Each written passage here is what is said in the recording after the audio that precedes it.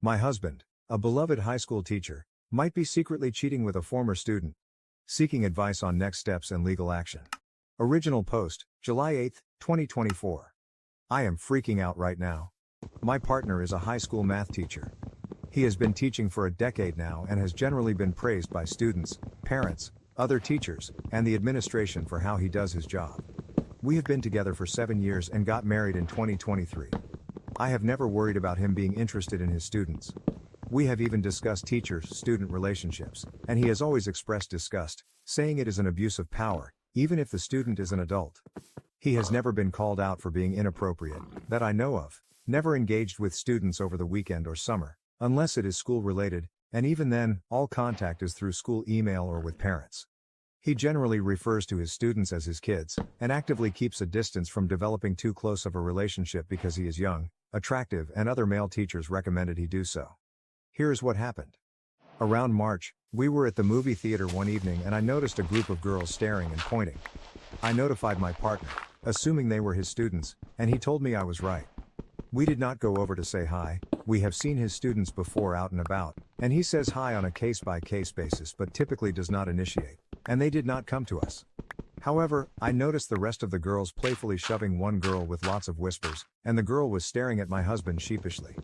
I immediately thought she probably had a crush and honestly thought nothing of it until last weekend. We were celebrating Canada Day at a BBQ with family, and my husband was pretty wasted. At one point, he went to the bathroom and did not come back for so long. I was worried he was getting sick, so I checked on him. When I knocked and said it was me, he said he was okay and would be right out but did not unlock the door. He stayed in the bathroom for another 10 minutes. This was super unusual for him, but it could have been anything. Later that night, I woke up around 3 a.m. and he was not in bed. Worried again, I got up and found him on his phone in the living room. This is also unusual. When I asked what he was doing, he was definitely surprised and hit his phone screen. He said he could not sleep and did not want to wake me up by watching videos next to me in bed. We both went back to sleep together. The next morning, he was hungover and slept in. I went through his phone. I have never had a reason not to trust him, so I have never gone through his phone before. I found nothing of interest, except for the Snapchat app, which was not logged into. He used to use Snapchat but, from what I knew, had not in years. I honestly assumed nothing from finding the app and figured I was reading too much into things. Last night, I saw a Snapchat notification pop up on his phone while we were watching TV. It was out of the corner of my eye but the logo is too recognizable to mistake. My heart dropped because, knowing he was logged out last week, it means he is definitely using it secretly. I pretended like I did not notice and a couple of minutes later, he got up to take a long poop. I cried while he was in the bathroom. Shortly after, I said I was going to bed early and he stayed up without me. He is on summer break. When I got up for work, he was still passed out. I went on his phone and found no Snapchat app. It was then that I knew something was shady for sure, and when I looked up Snapchat on the home screen, it was there, just hidden in a folder of apps disguised as cooking and workout apps. He had not logged out of Snapchat, and when I opened it, there was only one conversation with a real human, and it was a girl.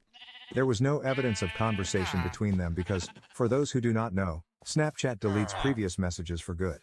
I was ready to confront him for cheating with basically no evidence but decided to keep snooping for something concrete. In that same disguised folder, I found that he had OnlyFans downloaded. The only content creator he was subscribed to had the same username as the woman on Snapchat, but it is his student. The one from the theater, who was blushing. I have never recognized a face so fast. I am 100% certain. We make fun of OnlyFans simps all the time, so I was already disgusted, but I actually threw up when I found this. I was scared I was going to wake him up and genuinely did not know what to do, so I put his phone back and left for work. At work, I did some sleuthing and was able to find the girl's Instagram and Twitter accounts. She is 18 and from grad photos I can tell with certainty that she attended my husband's school. The same OnlyFans link was in her Twitter bio. He has texted me normally throughout the day, and I have not responded to any but to tell him I have to go to my parents tonight, but in reality, I am still at work because I do not know what to do. The reality is that this is messed up, but she has graduated. Is this now just the same as any old affair? I don't even know if she was in any of his classes. I do not know what to think. I do not know what to do next. Lawyer. Should I ask my husband and see what he says? Should I ask her? Edit to add, does anybody know how to tell when an app was first downloaded? Too long, didn't read. My teacher husband is Snapchatting and subscribed to the OnlyFans of a student from his school who is 18. Help.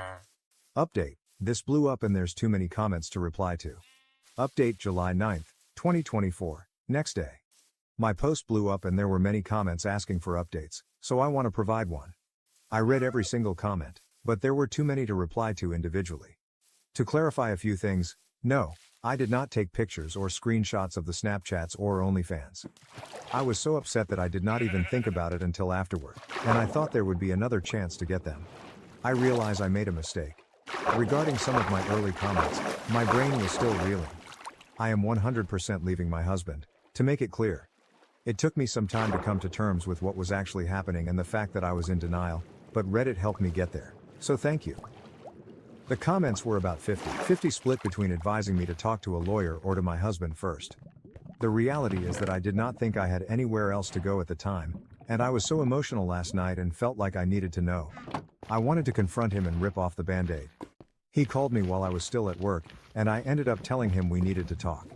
He seemed thrown off by this and canceled plans to stay in. I did not get home for almost 3 hours after that, crying and deciding what to do. Ultimately, I went home. If you're ever in the same position, do not do what I did. I wanted to follow the advice of many comments by basically saying I know about her, but I really wanted to get pictures of the evidence first, so I planned on playing it cool, saying never mind, all is okay, until we went to sleep and then sneaking back on his phone. I shouldn't have said anything on the phone, but my emotions got the better of me. But when I walked in the house, I immediately felt like he knew that I knew. He said, "What's up, super standoffish?" Just seemed off, and whatever I said on the phone must have tipped him off. Either that, or he was able to tell that I was on his phone in the morning somehow, pretending to be asleep? I'm not sure. So I couldn't control myself and got super emotional and confronted him on the spot. I asked if he had OnlyFans. It was the first thing out of my mouth, and he literally said no. What did you want to talk about? I told him I knew that he did and he denied. I told him I went on his phone this morning and scoffed and walked away. I followed him, crying and screaming that I knew he had OnlyFans and Snapchat. I told him that I was leaving him and finally cried out something about him cheating with his students. When I said that, he immediately turned around and asked what the fuck I was talking about. I told him that I knew about the girl, who is 18 years old, and his face genuinely turned into someone I didn't recognize. He immediately began yelling in my face that I didn't know what I was talking about. How dare I accuse him of sleeping with his students, and that I was crazy and trying to ruin his life. I was screaming back at him. I told him to open his phone and prove it, and he laughed in my face about how stupid somebody would be to do what I'm accusing him of, and basically threw his phone at my face and said, "Knock yourself out." As people can probably guess, there was nothing. He definitely knew before I got home. He was logged out of Snapchat, and when I asked him to log in and stop lying, he logged into a different account and asked me if I would drop it now. The first account had just the 18-year-old girl and a few AI accounts. This one had all his old college group chats and other people, including me. He gaslit me and swore he didn't have another account. He even suggested that I had dreamt all of this. At one point he finally admitted that he subscribed to an OF for a streamer during one of our intimacy lulls but never a student, and he swore he lied because he loved me and doesn't engage in that kind of behavior anymore. It was just hours of lies and gaslighting. He said that he knew which student I was talking about, but that he's never spoken to her or taught her. He didn't recall the movie theater incident and accused me of imagining it too. He denied receiving Snapchat at all a few nights ago when I first saw it. He denied acting shady the days before. He denied everything. I was absolutely disgusted by him the whole night. As the conversation went on, he started to talk about how he's going to get us marriage counseling, that my trust issues can be worked on, and he would leave teaching if it's what it took for me to stay, but never admitted to anything with a student. Admittedly, I was starting to get a bit of a gaslight fog about the situation, believing some of what he was saying, but when he volunteered to leave teaching, I knew it was worse than I knew. Because teaching is his everything, he gave up an amazing opportunity which would have made him 3-4x the money and way more recognition to teach, and has never complained about his job a day in his life. We both know he loves his job more than he loves me. If this was truly all a misunderstanding, or if it was a one-off with a graduated non-student, I just think he would do more to protect his job and his career. He wouldn't just leave over crazy behavior from me. That immediately told me everything I needed to know, that he was panicking on the inside about me leaving and me telling people. Maybe because more happened with 18F than what I know. Maybe because he's done this before. I'm not sure. But he fucked up bad. It's so late I was so exhausted and I feigned agreement in working through it and told him I could move past it but I was obviously lying. I need time to get shit in order. He is sleeping in the guest room tonight. I told him I would need a lot of space and he said he was okay with that. He left his phone in our bedroom for the night as a peace offering. I hate his fucking guts. I have so many things on my mind right now. What the fuck to do? How to get a lawyer? If I should tell my family. If I should tell the school, the fact that I have no proof but I know what I saw. Ugh, the fact that I'll be 33 and divorced. Above all, the fact that my husband may have slept with this girl, that's my gut telling me, because he kept repeating that he would never sleep with his students over and over, when I was using words like cheat with, look at porno or sexed with. So that's the update. I was gaslit and lied to. I got no sleep last night but still went to work this morning to get away from him. He hasn't texted me or called all day. I want nothing more than to go to the school with this info. My heartbreak is gone and I'm just angry and disgusted and want to right his wrongs, but I need him to admit to it so I can know how bad it is and I don't think he will. I was thinking of telling him that I reached out to the girl. I'm not going to, and see if that freaks him out enough to come clean, but what if she doesn't know? Maybe he's using a fake account. Or just saying I have proof, even though I don't. Anybody have any good ideas? In the meantime, I am looking for divorce lawyer ASAP. Too long, didn't read. I found proof of my husband Snapchatting and subscribing to a student's OnlyFans, but now all the evidence is gone and he has gaslit me. I have no idea where to go from here besides starting the divorce process. Relevant comments. First, get an attorney. Follow the advice of said attorney. Second, any chance of contacting this girl's parents? I'm sure they would have a better chance of finding proof and have every reason to want to do so. OP, I thought about contacting her parents. I don't know if they would care though. She's 18, and my husband works at a school with many disadvantaged kids. He teaches advanced math and said she wasn't in his advanced classes, has never been in his classes, and she's not a smart student, so he would never have had a reason to interact with her. If that's the case, who knows what the parents would think. I'm also scared it's overreaching and that she could get in trouble for having an OnlyFans if I tell her parents. I will ask the lawyer this once I speak to one. Lastly, talk to a lawyer and get a PI involved. You will get your answers, he can't completely hide everything. OP, I am leaning towards the PI. I understand everybody's saying to divorce him and I don't need evidence. I am 100% planning to do so. I don't know how long this whole process will be but that will happen. I will probably have to live with him in the meantime, as we both spend the majority of our income on our house. But I do not plan on being intimate with him ever again. The thing is, he is beloved in the community. I genuinely think people would believe him over me. Maybe I'm wrong, but his family would never believe me, I know. Even my own family will be shocked. I want to hurt him like he's hurt me and maybe even hurt other people, so I want proof. I think I'll look into some pleas. Are there PIs who can investigate somebody online though? Or just in real life? My fiancé is taking my last name. His parents are threatening not to come to our wedding. How do we handle this? January 31st, 2024. My fiancé, Alex, 21 years old, and I, 22 years old, have been together for 6 years and are getting married this year. I never cared much about my last name, but after some recent family events, I realized I want to keep mine. Alex didn't mind and chose to change his last name so we'd match. Upon finding out, Alex's parents, Lisa and Luke, yelled at him. Lisa cussed him out, so my parents let him stay with us for the last week of winter break. We were home on break from college and live a few miles apart. Lisa and Luke say Alex is destroying and disowning his family, publicly humiliating them, and claim I'm stripping him of his manhood. They told us we're unbiblical and that women should submit. To them, it's political too. They said the queer community is the reason we're susceptible to this. Transgender people are to blame, and America is in its downfall. This is just another sign. Alex has received many texts from Lisa, calling him hateful, cruel, and cold, asking how he can let her suffer. The meetings Alex had with his parents went poorly. They told him they wanted to see him and not talk about the name, but then did. One meeting involved both sets of parents. Lisa and Luke talked 90% of the time before getting up and leaving. They're mad Alex stayed with us and said even if we go with his name they'd resent us and my family for supporting us. Lisa threatened to cut Alex off, saying he won't get another penny. They had planned to contribute to our wedding, stating there were no strings attached and they fund his college apartment. Lisa said this is the worst thing to happen to her since losing her first baby, and that it's worse than if Alex had gotten me pregnant, killed someone drunk driving, or was gay. She's telling Alex that his grandparents will have to move to assisted living from heartbreak, and Luke keeps telling Alex his choice is hurting people. Their main reason seems to be that it is tradition and that they want the last name carried on. It's not an uncommon last name. I also learned that Lisa borderline tried to talk Alex out of proposing. Alex asked me to marry him anyway, and Lisa called my mom in the midst of the engagement excitement to share her disapproval. They said that they get a say until Alex is married, and that's when they'll leave us be. Lisa and Luke keep texting Alex and my parents, but I have never received anything. They openly dislike me now, bad-mouthing me whether I'm there or not. I've decided my relationship with Lisa and Luke is over. It was rocky before as they tried to push their religion onto me numerous times. Alex is deciding how much more he can give. He hasn't taken a harsh tone or spoken rudely to his parents, but is tired. Now his parents say if Alex won't move back home, their financial support ends. They say the family won't come to the wedding, and one of his siblings has actually left the wedding party. Obviously, I have decided to stay mostly away from Lisa and Luke now, but they are Alex's family. With the wedding still coming up, we're unsure how to move forward. Too long, didn't read. My male fiancé is taking my last name. His parents are freaking out because I'm the woman and should take him.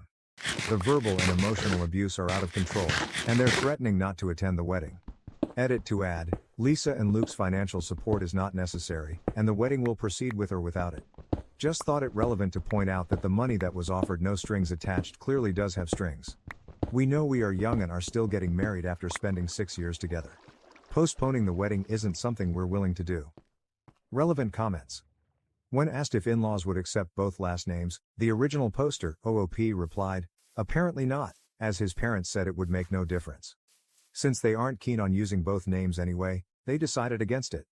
For instance, one commenter stated, the only people that should be at your wedding are those who want to celebrate your relationship. It sounds like they don't. Another person remarked, it seems he has valid reasons for not wanting to be associated with that last name anymore. Yes, it's unconventional, and people might look at him oddly for it, but they can just mind their own business. If you're happy and he's happy, that's all that matters. Furthermore, someone suggested, stop discussing it until after the wedding. For the rest of your life, stop sharing details about your lives with these people. Have your fiancé agree to gray rocking them moving forward, or there will be arguments about baby names and other issues in the future. The first time anyone knew my baby's name was in our birth announcement. Additionally, another commenter advised, simply say, we will miss you. Any other response will only encourage them to meddle more in the future. Moreover, a user pointed out, your future in-laws are acting like overgrown toddlers. For both your sakes, I hope they go no contact with both of you forever because the loss of their financial support is a small price to pay for freedom from their controlling behavior. However, if they refuse to leave you alone, your fiancé will need to develop strong boundaries. You two should consider premarital counseling before planning much more of the wedding, as it's crucial to ensure you're prepared to handle your future together. OP responded, the price is most certainly worth the freedom. We're looking into premarital counseling, thank you. Update July 7, 2024, 5 months later. Alex and I got married last month, and everything was absolutely beautiful. Since my original post. After more months of emotional and verbal abuse, Alex made the difficult decision that his parents were no longer welcome at our wedding. He explained that he couldn't trust them to respect his boundaries, respect us at all, or respect what the event was about. As expected, they freaked out, asking if he was trapped and needed help. Saying everything had become about me, EOP, and telling him he'd been isolated from everyone he loves.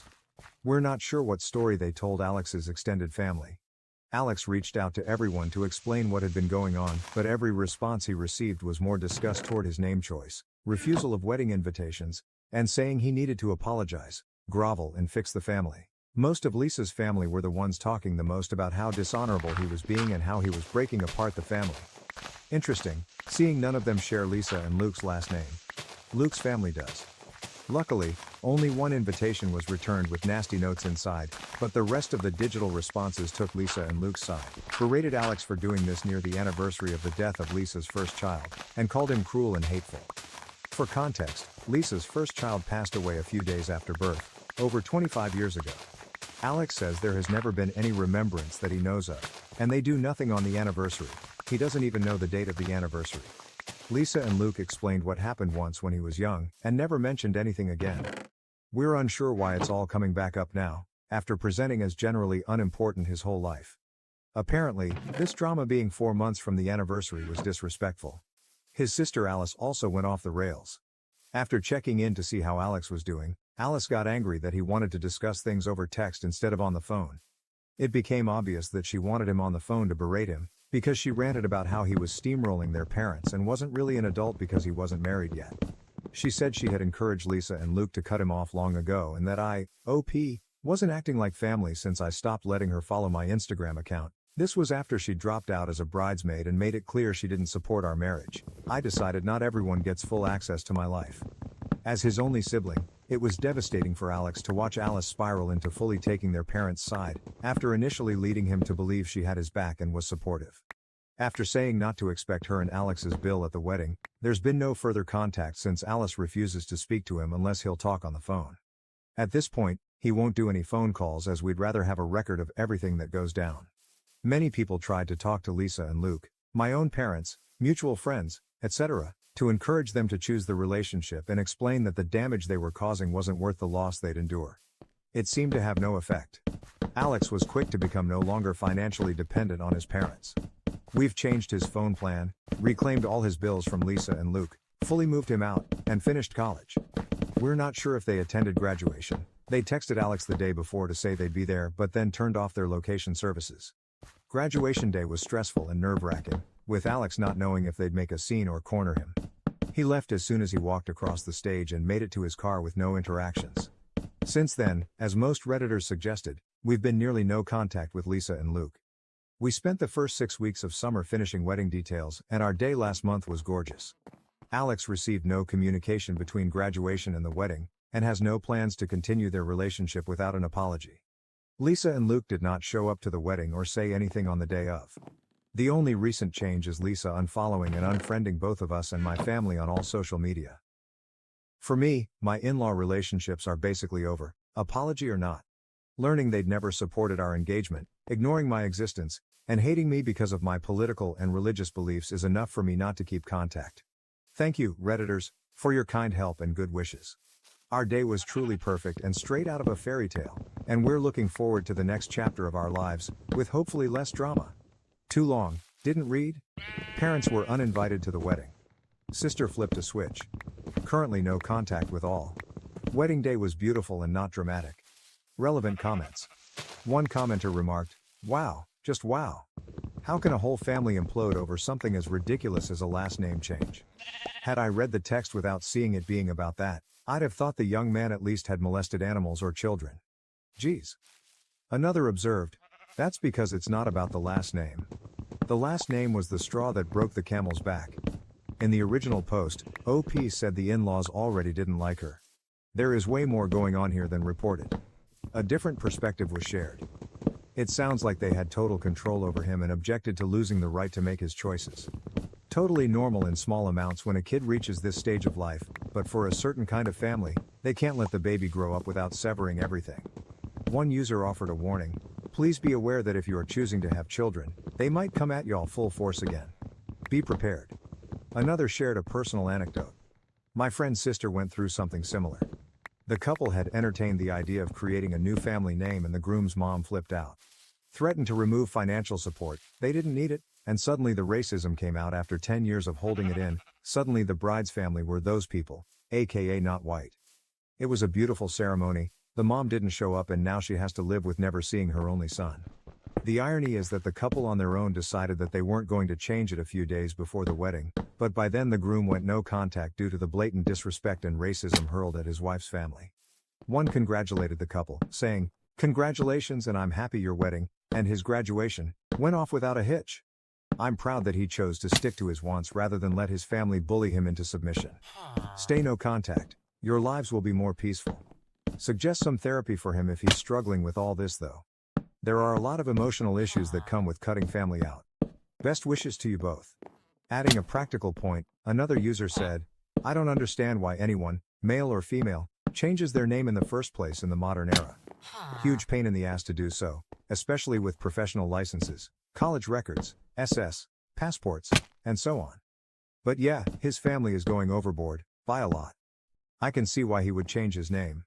Disassociate from the wackadoodles. Sorry for the family strife, but congratulations on the marriage." Another shared a lighthearted story. My husband and I have joked about hyphenating our last names. 11 letters plus 9 letters, both convoluted Dutch names that are hard to spell. Well, hard for folks here in Canada which are in Amsterdam to pronounce my last name better than I can. LOL. No one has given us a hard time about both of us keeping our names. I think the only people who had any sort of comment on it were my parents, and that was just from a practicality standpoint. They've moved provinces a few times and mom had to bring name change documentation with her every time she changed her ID to reflect her current province. I was warned that it could be a potential headache if I changed my name, but that was it.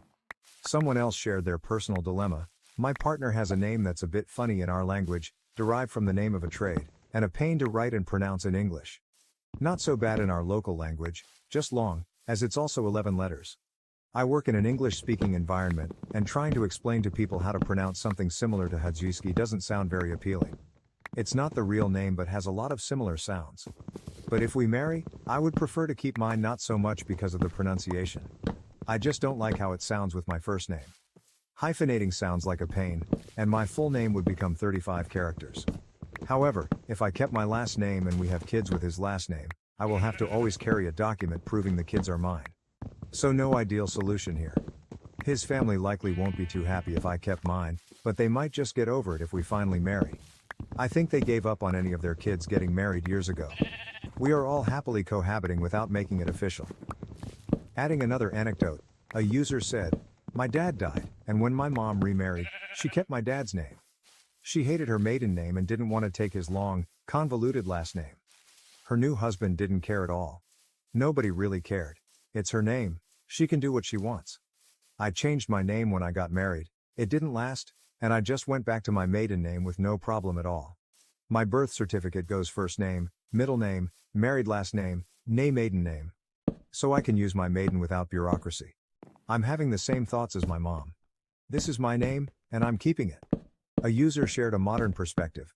"I think I'm going to encourage my kids to make up a new last name with their partners rather than pick one even. And doing it all over again, I might have chosen to do so with my wife too, but we share my last name. There are 4 last names associated with your grandparents, 8 with your great-grandparents, and double that for your SO2. And so my last name comes from some traceable line of sons only, okay? I don't think that makes them necessarily any cooler or more special than maternal ancestors, or my grandma's ancestors. Frankly, I'm sure a lot of the men in that particular line of my ancestry sucked anyway. I don't feel like there's a really strong genealogical attachment to any singular family name unless someone becomes famous enough to make it a brand. So I think people should just pick and build their own family name or choose one from the most recent approximately 16 that they feel the most proud of, attached to." Lastly, someone shared their personal experience with familial control. "It's very little to do with the name itself and everything to do with ownership. My husband and I double-barreled our last names to take each other's, so it was totally fair, and his parents still freaked the fuck out. It was nothing about the name or the fairness of the thing and everything to do with the fact it symbolized him growing as an autonomous adult, and they couldn't handle it. Which might be understandable, even if not acceptable if he was a young adult barely out of the house, but he was in his 30s with a career, property, and a PhD. But that didn't matter to them. In their eyes, children remain property and are mere accessories rather than people." Am I the asshole for not allowing my daughter to visit my cousin's house because of her autistic son's behavior? My cousin and I both have 2 children who are the same age. We have 12-year-old boys and 11-year-old girls. Her 12-year-old son, Damien, is autistic and has a lot of issues that we believe are unrelated to autism, but we are no experts on the subject. My 12-year-old son, Christopher, loves hanging out with Damien because he enjoys knowing that he brings some sort of joy to Damien's otherwise rough life. Damien has been kicked out of every school he has attended, so he has no friends. Our daughters are the best of friends as well. They are basically inseparable. Well, about 2 weeks ago my cousin asked if she could take my kids for the week. COVID outbreak at school, so school was called off anyways. I said that was fine after asking the kids if they wanted to go. Everything was perfectly fine for the entire week, I thought. I checked on the kids often. They seemed happy and to be having fun. However, that all changed when I picked my kids up. That's when they told me all the weird shit Damien was doing. Such as my daughter would wake up to Damien stroking her hair or arms while she slept, and when she caught him, he pretended to be asleep. He went into his sister's room at some point during the night against his parents' rules. I guess he also told my daughter several times that he likes her, and when my daughter told my cousin about it, she basically said it's okay to have crushes, but where you're related, you simply can't act on it. I guess he also kept trying to take pictures of her. I'm unsure whether or not she corrected her son's behavior by touching my daughter in her sleep. However, I do know that not once did she tell me anything that happened. My kids did, while she kept it hush-hush. After finding all of this out, I called my cousin and said that my kids would no longer be allowed there because my daughter now felt uncomfortable around Damien. She is pissed because he doesn't mean it. It's not like he went out of his way to be weird, he doesn't understand. It's his autism, but says she ultimately understands. However, she's still making me feel bad about it because her kid has autism and doesn't know why he isn't allowed to see my kids anymore, and I guess he has been having a lot of outbursts since that point. One of them resulting in her needing to call the police because he became violent and started throwing chairs.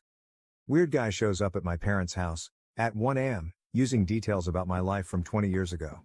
Help me figure this out. Original post, October 5, 2022. I posted this on the Creepy Encounters sub and someone suggested I post here. This happened 3 nights ago and I am going crazy trying to figure it out. I just moved into a new apartment 1 month ago and I'm still unpacking and settling in. I have been using my parents' address as my mailing address, who live a few towns over, 20 minutes away, all of my life. 3 nights ago my parents called me at 2 a.m., freaked out and told me this story. Apparently, at 1 a.m. someone started banging on their front door and repeatedly ringing their doorbell. My stepdad walked downstairs and opened the door, leaving the front glass door closed and locked. There was a man standing outside, who looked to be in his 30s, with a black hoodie on with the hood pulled up around his face. He did not have any distinguishing facial features, facial hair, or tattoos. The only thing my stepdad said was that he looked to be Hispanic. Neither my stepdad nor my mother, who was watching the whole thing out a window, recognized the man. The man said, "I am so sorry to bother you, but I am looking for my full name." My stepdad played dumb and said, "Who?" The man proceeded to state my full name again and said that my boyfriend was worried because I did not come home that night. He claimed to be a friend of my boyfriend and told my stepdad that they were both out looking for me, worried because I did not show up at home. I do not have a boyfriend.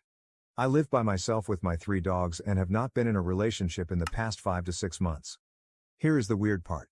My stepdad asked the guy what boyfriend he was talking about, and the man told him the name of the boyfriend I had when I was in 10th grade, nearly 20 years ago. My boyfriend in 10th grade has a very, very unique Italian name. I have never met anyone with a full name even close to his. He said my high school boyfriend's name a few more times to ensure my stepdad heard him and repeated that they were very worried about me, and asked if my stepdad was sure I was not inside. At this point, my stepdad was weirded out and closed and locked the door in his face. The man did not leave. He lingered in front of my parents' house for the next 10 minutes, smoking cigarettes and talking on the phone. Finally, my parents called the cops. About 5 minutes before the cops arrived, the man walked down to the dead end on their block and drove away in a silver car. My stepdad was unable to get the license plate. My parents filed a police report and nothing else happened.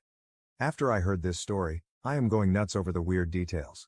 How would someone know who I dated nearly 20 years ago, and what would the motive be for making up a story that included that weird detail about my past?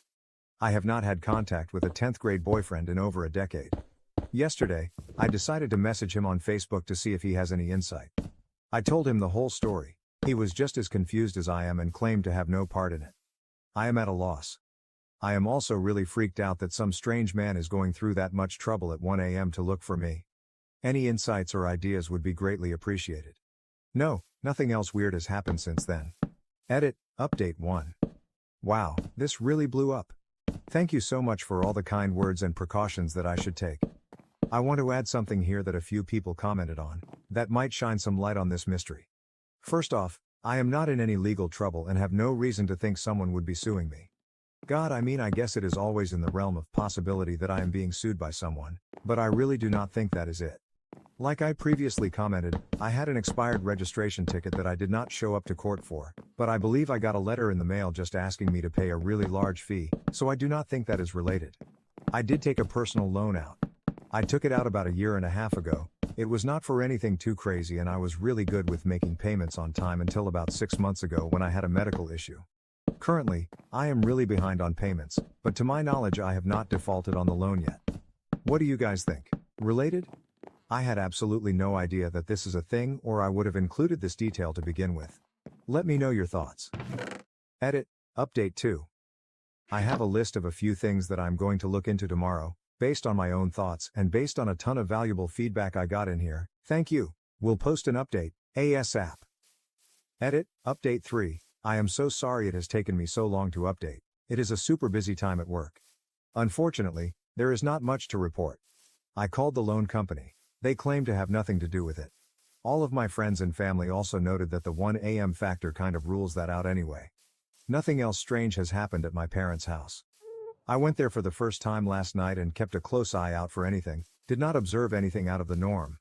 So this remains a mystery. I will be sure to update if something else happens. July 12, 2024, 1 year and a half later. Alright, 1 year later, I finally have an update to this insane mystery. I will include the original story here first, followed by the update. Recent update. After this happened, my family, a couple of close friends, and I have been discussing this mystery in depth to try and figure it out. We all have our own theories, but ultimately, no definitive answer as to what happened or who this creepy guy was. So we pretty much put it to rest and only joked about it once in a while. Here is the update. My stepsister, my stepdad's daughter, and her fiancé were at a house party right after the holidays, around early January of this year. While they were there, they started talking to a girl that neither of them knew. After some time talking together, the girl started talking about her ex-boyfriend and how they were going through a really tough time together. They had just recently broken up and she felt really bad because he was a wreck over it. Somehow, it came up that this girl's ex-boyfriend was my 10th grade boyfriend, the one with the really unique Italian name. The whole situation was not that big of a coincidence since I went to high school with my stepsister's fiancé, and we have a lot of mutual friends. So it makes sense that they were at a party that would include some people I went to high school with. As soon as my stepsister and her fiancé hear this, they both start freaking out. Without revealing too many details, they tell the girl about the whole mystery and how weird it was. As they are telling the story, the girl's face starts to go white and she looks like she is about to cry. My stepsister and her fiancé try to console her and ask her what is wrong. The wine and beer had been flowing at this point, so I am sure everyone was a little tipsy. The girl starts to tell them that a few nights ago, she was sleeping, and someone started banging on her door at, get this, 1 a.m. Just like what happened to me at my parents' house. The girl jumps out of bed and says she was absolutely terrified by how loud and aggressive someone was banging on her door. She said she literally thought it was going to break in. The girl has a Ring camera, so she looks at her phone. There on the camera is a guy, in a black hoodie, banging on her door. She obviously pretends like she is not home and keeps all of the lights off. He continues banging. As she is getting ready to dial 911, the guy stops and leaves. She said she was absolutely terrified. For whatever reason, she did not end up calling the cops, but she may have gone to stay with a friend that night or the night after. My stepsister and her fiancé are shocked by the details and how similar it is to my story, especially because of the mutual ex-boyfriend we share, except this girl literally just broke things off with him. They asked the girl if she has any idea who the guy is, and she said no, but that it definitely is not the actual ex-boyfriend. She said this guy was much taller and heavier than our shared mutual ex. How weird. This mystery is still unsolved, and these new details honestly just make my head spin even more. No one else has shown up at my parents' door since the actual incident a year ago. Hi all, here are some answers to some questions. First, my 10th grade boyfriend was into drugs when I dated him back in his hawk school. I have no idea if he continued to use drugs throughout his life or not, but I can confirm that he is definitely an addict who may or may not be in recovery currently. Second, my 10th grade boyfriend has been to my parents' house multiple times. My parents still live in the same house I grew up in, and my 10th grade boyfriend has been over many times while we dated in high school. I don't know where he currently lives, but he grew up about 10 minutes away from my parents' house. Third, my 10th grade boyfriend and I had a horrific breakup. I met my high school sweetheart while I was dating him and broke up with him in a pretty messed up way. He held a grudge over it all throughout high school and was extremely nasty to me, to the point of bullying. At one point, I had to get a security guard to escort me to classes because he and his friends were bullying me so badly. The bullying was only severe for the rest of 10th grade, but he definitely hated me all through high school. Eventually, he did end up apologizing to me and explained that he was just heartbroken over me breaking up with him, but by that point, I was way past the point of forgiving him. After graduating high school, we ran into each other maybe once or twice while I was home from college, and he was totally cordial and nice with me. We laughed about the high school experiences. Additionally, I can definitely try reaching out to him on Facebook again and bringing up this whole mystery with the added updates from his recent ex-girlfriend to see what his reaction is and gauge whether or not he's being truthful. I can also ask some mutual high school friends who know him about how he currently is and if he's into any shady activities. Moreover, my stepsister only gave me the first name and a description of his recent ex-girlfriend from the party. However, I can go on my 10th grade boyfriend's Facebook and look for her under his friends, then reach out to her on Facebook Messenger to inquire about the ring footage and ask her more questions. I can also see if she ever reached out to the police. I agree that this is probably the best thing to do if I want more answers, but I need to be careful since I still don't know what is going on here. Finally, my 10th grade boyfriend does not have a brother, just one younger sister that I remember from high school. Relevant comments from OP Comment 1. I just posted some answers in the comments about the nature of my breakup with my high school boyfriend and how horrific it was and how he basically harassed me for the rest of the 10th grade. Your last theory, and what a lot of other people are commenting on, is starting to make the most sense to me. It could be that my 10th grade boyfriend has a tendency to get insanely hung up on girls and is sending a close friend or relative to do these 1 a.m. drop-bys. And this would especially make sense if he is still using drugs like he did in high school. This theory being correct would mean he lied to me when I reached out to him on Facebook a year ago, which of course he would. If this is the case, it seems like he moved on to his current ex. I just hope he doesn't swing back around to me. Comment 2. I decided I'm going to try and find out the girl's full name so I can look her up on social media. I may even be able to find her with just the first name that I already know from my steps. I can go onto my 10th grade boyfriend's Facebook and look in his friend list for a girl with the same first name who looks like she could have been his ex-girlfriend. He may even have pictures with her tagged, so it shouldn't be that hard, unless he wiped his social media clean of her after they broke up. When I'm able to find her, I'm going to reach out to her and try and get some answers. I think this is the safest route since I still don't know my 10th grade boyfriend's role in this, and I did already ask him once and he claimed to have no part in it or know anything, which may or may not have been a lie. Based on how scared my stepsis said this girl was, I'm betting she'll be willing to talk to me about it since we share the experience. I will make an update post when I have more info. Thanks everyone. Comment 3.